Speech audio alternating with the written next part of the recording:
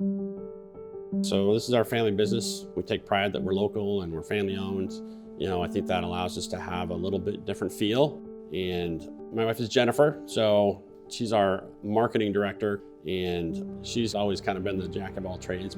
I do a lot of the behind the scenes work just for our website and for some other marketing that we do. And all of our daughters work for our practice when they turn 14. So we are now on daughter number 3 working in our practice. And one of our daughters is one of our full-time ophthalmic techs when she's home from UW. We have all girls in our family, so girls are our hobbies. That's what we do. I was thinking about, Mike, what do I do? You know what? I chase my daughters around.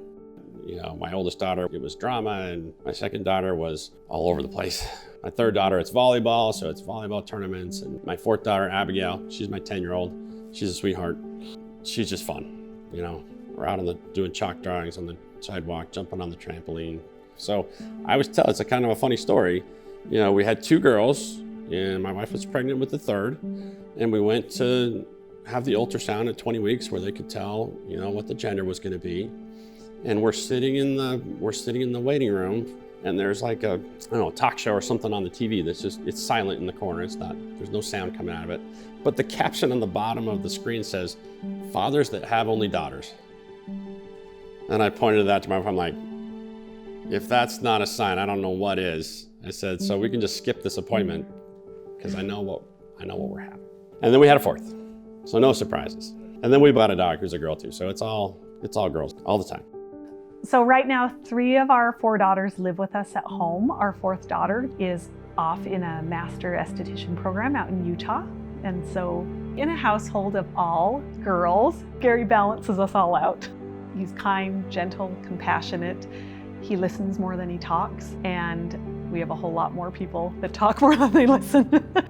So interesting, I met my wife folk dancing. So when we were in college, she was already kind of a dancer, and I was not, but I was game for new things.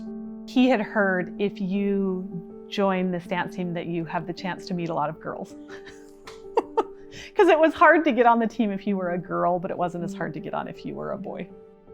The women's tryouts was like thousands of girls vying for these few spots.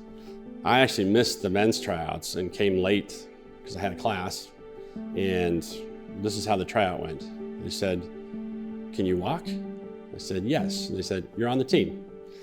And that's how I got on the team. So he might tell you otherwise, but he is actually a very good dancer.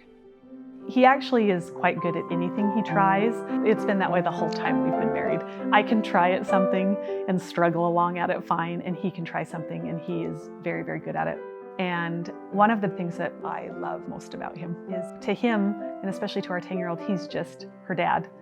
And he's just someone who will jump on the trampoline with her, and someone who will race her to the end of the block. And that's all of our other daughters is, I don't know if they necessarily know when they were 10 years old and 14 years old what an amazing surgeon their dad was, how qualified he was, how well he did in school.